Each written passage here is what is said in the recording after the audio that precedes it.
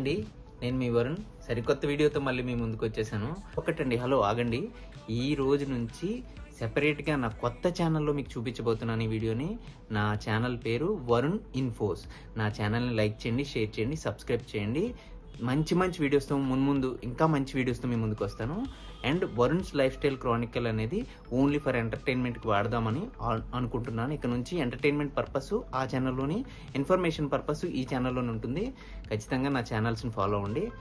ఇంకెందుకు ఆలస్యం, వీడియోలోకి వెళ్ళిపోదాం. అదే మొన్నటి వరకు మనం చెప్పుకునే యాక్ట్లు ఏంటంటే, సోషల్ సెక్యూరిటీ యాక్ట్లో ముఖ్యంగా మనం చెప్పుకునే యాక్ట్లు employee provident fund act and gratuity act and also recently maternity act మీద చెప్పుకున్నాం. ఈ రోజు చెప్పబోయే టాపిక్ చాలా ఇంట్రెస్టింగ్గా ఉంటుంది, ఎక్కడ స్కిప్ చేయకుండా చూడండి. ఈరోజు చెప్పబోయే టాపిక్ పేరు ఎంప్లాయీస్ కాంపన్సేషన్ యాక్ట్ 1923.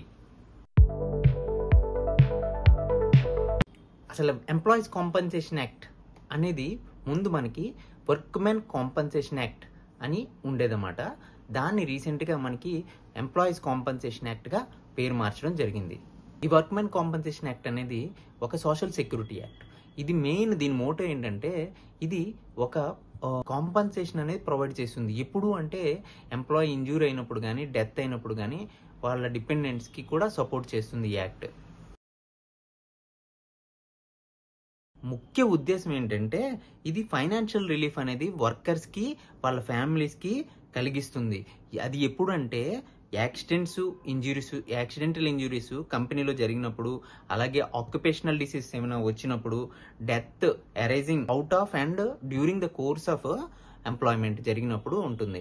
అంటే ఇక్కడ మీకు రావచ్చు ఒక క్వశ్చన్ ఏంటంటే, నేను నా ఆఫీస్ బయట ఏమైనా ఇంజురీ జరిగి నాకేమైనా అప్లికబుల్ అవుతుందా అని వర్క్మెన్ అనుకోవచ్చు. కానీ అప్లికబుల్ అవుతుంది. ఎప్పుడంటే during the employment. Say for example, ఇప్పుడు మీరు ఉదయం ఒక ఎంప్లాయీ ఆఫీస్కి వెళ్తున్నప్పుడు దారిలో ఏమైనా జరిగి ఉంటే అది ఈ వర్క్మెన్ కాంపన్సేషన్ యాక్ట్ అనేది దానికి బెనిఫిట్ అనేది ప్రొవైడ్ చేస్తుంది.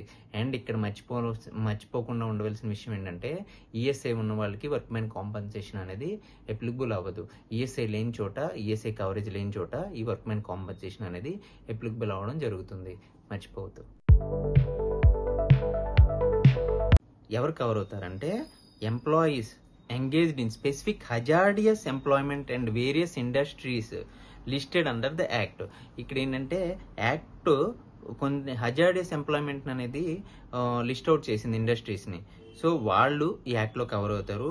అలాగే మెయిన్ అవి ఏంటంటే, ఆ ఇండస్ట్రీస్ ఏంటంటే factories, construction companies, mines and other high risk jobs. ఎక్కడైతే రిస్క్ ఎక్కువ ఉంటుందో ఎంప్లాయీకి, ఫ్యాటల్ ఇంజురీస్ ఎక్కడైతే జరుగుతాయి అనే ఆలోచన ఉంటుందో అలాంటి చోట ఈ యాక్ట్ అనేది ఖచ్చితంగా అప్లికబిలిటీ అనేది ఉంటుంది. వాళ్ళు ఈ యాక్ట్కి కవర్ అవుతారు అన్నమాట. సో ఇక్కడ మేజర్లీ ఇప్పుడున్న సిచ్యుయేషన్లో ప్రతి చోట ఈఎస్ఐసి అనేది కవర్ అయిపోయింది. కొన్ని ఏరియాస్లో కొన్ని చోట్ల కన్స్ట్రక్షన్స్ జరుగుతాయి. అలాగే కొన్ని ఫ్యాక్టరీస్కి ఆ ఏరియాలో కవరేజ్ ఉండదు, ఈఎస్ఐసి కవరేజ్ ఉండకపోవచ్చు. సో ఆ పర్టికులర్ ప్లేస్లో ఈ వర్క్మెన్ కాంపన్సేషన్ అనేది అప్లికబిలిటీ అనేది ఉంటుంది. దీనికి ఎంప్లాయర్ కాంపన్సేషన్ అనేది పే చేయాల్సి ఉంటుంది. సో ఇది మర్చిపోవద్దు. ఇక్కడ ఈ యాక్ట్లో కార్మికులు ఎవరు, వర్క్మెన్ ఎవరు అంటే, చట్టం ప్రకారం చేతి పనులు, సాంకేతిక పనులు, క్లర్క్ వృత్తి చేసేవాళ్ళు, తర్వాత పర్యవేక్షణ పనులు చేసేవారు వాళ్ళు, తర్వాత పరిశ్రమలు, కర్మాగారాలు, గనులు వంటి రంగాల్లో పనిచేసే వాళ్ళందరూ కూడా ఈ చట్టంలోకి అర్హులవుతారు. ఈ చట్టం కవరేజ్కి అర్హులవుతారు. అంటే అసలు ఈ చట్టంలో మెయిన్ అర్హతలు ఏంటి అంటే, ఈ చట్టం అప్లికబుల్ అవ్వాలంటే అర్హతలు ఏంటి అంటే, కార్మికుడు పనిచేస్తూ గాయపడినప్పుడు లేదా మరణం జరిగినప్పుడు, విధి నిర్వహణ సమయంలో ప్రమాదాలు ఎదురైనప్పుడు, చట్టం కింద కొన్ని రకాల పరిశ్రమల్లో పనిచేసేవారు. అంటే ఇప్పుడు say for example occupational disease, not only jute factory, any కంపెనీలో ఒక పర్టికులర్ హజార్డియస్ ఏరియాలో పనిచేసినప్పుడు ఆక్యుపేషనల్ డిసీజ్ అనేది రావచ్చు. సో అవి కలిగేటప్పుడు ఎటువంటి కాంపన్సేషన్ పే చేయాలి అది కూడా ఈ చట్టం చెప్తుందన్నమాట. వృత్తి సంబంధిత వ్యాధులు అని చెప్పాను కదండి. వృత్తి సంబంధిత వ్యాధులు అంటే ఏంటో చూద్దాం ఒకసారి. వృత్తి సంబంధిత వ్యాధులు అంటే పనిచేసే ప్రదేశంలో ఉన్న పర్యావరణ పరిస్థితులు లేదా రసాయనాల వలన కలిగే అనారోగ్యాలు అన్నమాట. సో ఆ రసాయనాల వలన అంటే, ఉదాహరణకి కొన్ని రసాయనాల వలన చర్మ వ్యాధులు అనేవి వస్తాయి. సో అది ఒక ఆక్యుపేషనల్ డిసీజ్. అండ్ గనుల్లో పనిచేసే వాళ్ళకి కొన్ని చోట్ల శ్వాస సంబంధిత వ్యాధులు వస్తాయి. సో అదొక రకమైన ఆక్యుపేషనల్ డిసీజ్. కొన్ని చోట్ల ఏంటంటే యంత్రాలు లేదా పనుల వలన పనిముట్ల వలన కలిగే నొప్పులు అన్నమాట. అవి మోయడం వలన వచ్చే నొప్పులు, అది కూడా ఆక్యుపేషనల్ డిసీజ్లోకి వస్తుంది. చేతి పనుల వలన వచ్చే నొప్పులు అన్నమాట అవి. సో వృత్తి సంబంధిత వ్యాధులు కలిగినప్పుడు కూడా ఈ చట్టం కింద పరిహారం పొందుతారన్నమాట ఎంప్లాయీస్. ఇది మాత్రం మర్చిపోవద్దు. ఈ చట్టం కింద ఎలాంటి పరిహారం వస్తుంది ఎంప్లాయీకి, అది కూడా చూసేద్దాం. చిన్న చిన్న గాయాలు అవుతున్నప్పుడు వైద్య ఖర్చులు అనేవి ప్రొవైడ్ చేస్తుంది. అండ్ శాశ్వత వైకల్యం అంటే పర్మనెంట్ డిజేబుల్మెంట్ కలిగినప్పుడు ఈ యాక్ట్ అనేది దానికి పరిహారం అనేది అందిస్తుంది. మరణం ఎంప్లాయీ ఎప్పుడైనా చనిపోతే ఆన్ డ్యూటీలో, లేకపోతే ఆ పర్టికులర్ ఏరియాలో ఎప్పుడైనా కంపెనీలో పనిచేస్తూ వెళ్తూ ఉన్నప్పుడు కానీ ఏమైనా జరిగితే, దానివల్ల మరణం అనేది జరిగితే ఖచ్చితంగా ఈ వర్క్మెన్ కాంపన్సేషన్ యాక్ట్ ప్రకారం కాంపన్సేషన్ అనేది పే చేయాల్సి ఉంటుంది. ఇది మాత్రం మర్చిపోవద్దు. ఇది ఒక రకమైన పరిహారం. అండ్ ఈ చట్టం కింద కనీస అసలు ఎంత పే చేస్తారు ఒక ఎంప్లాయీ చనిపోతే? ఈ చట్టం కింద వేజ్ సీలింగ్ ఎంత అంటే 8,000 అని చెప్పాను కదండి. 8,000 ప్రీవియస్లీ ఉండేది. దాన్ని రీసెంట్గా సెంట్రల్ గవర్నమెంట్ 2020లో దాన్ని 15,000కి మార్చింది. అంటే ఈ వేజ్ మీద మన ఫర్ ఎగ్జాంపుల్ డెత్ మీద 50% ఇంటూ రిలవెంట్ ఫ్యాక్టర్స్ మీద క్యాలిక్యులేట్ చేసేటప్పుడు ఏజ్ క్రైటీరియా తీస్తారు. అలాగే లాస్ట్ వేజ్ ఎంతో చూస్తారు.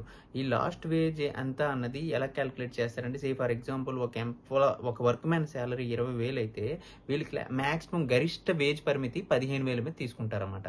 దాన్ని వేజ్ సీలింగ్ అంటారు. అలాగే ఒక ఎంప్లాయీ శాలరీ 11,000 ఉందంటే 11,000 మీద క్యాలిక్యులేట్ చేస్తారు. సో మ్యాక్సిమం 15,000 మించి చేయకూడదు క్యాలిక్యులేషన్ అనేది.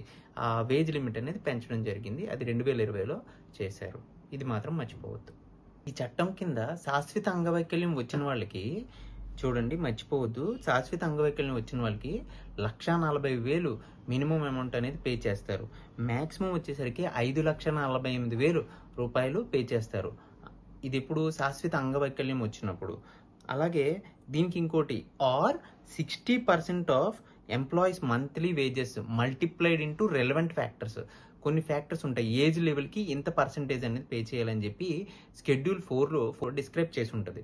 సో దాని ప్రకారం ఆ రెలవెంట్ ఫ్యాక్టర్స్ని తీసుకుని ఈ క్యాలిక్యులేషన్ అనేది చేయడం జరుగుతుంది. అది ఎలా అంటే, ఇప్పుడు ఫర్ ఎగ్జాంపుల్ ఒక ఎంప్లాయీ మంత్లీ వేజ్ 9,000 ఉంది, into 60% into relevant factor percentage ఉంటుంది. అది చేస్తే ఒక వాల్యూ వస్తుంది. ఇక్కడ మీరు అప్పుడు 1,40,000 మినిమం అయితే ఈ ఏజ్ ప్రకారం క్యాలిక్యులేట్ చేసిన తర్వాత ఏదైతే ఎక్కువ వస్తుందో which ever is higher pay చేయాల్సి ఉంటుంది. సో ఇది మాత్రం మర్చిపోకండి. రిలవెంట్ ఫ్యాక్టర్ మీద డిపెండ్ అయి ఉంటుంది పేమెంట్ అనేది. సో ఇది కూడా మర్చిపోద్దు. బట్ మినిమం అయితే 1,40,000 అయితే పర్మనెంట్ డిసేబుల్మెంట్కి పే చేస్తారు. అదే డెత్ అయితే 1,20,000 మినిమం, మ్యాక్సిమం 4,56,000 అమౌంట్ పే చేయాలి. Or 50% of deceased employee monthly wages into relevant factors multiplied into relevant factors which is discussed in schedule 4లోనే డిస్క్రైబ్ చేసి ఉంటుంది. సో అది ఒకటి మర్చిపోకండి. వరుణ్ ఇన్ఫోస్ నా ఛానల్ని లైక్ చేయండి, షేర్ చేయండి, సబ్స్క్రైబ్ చేయండి.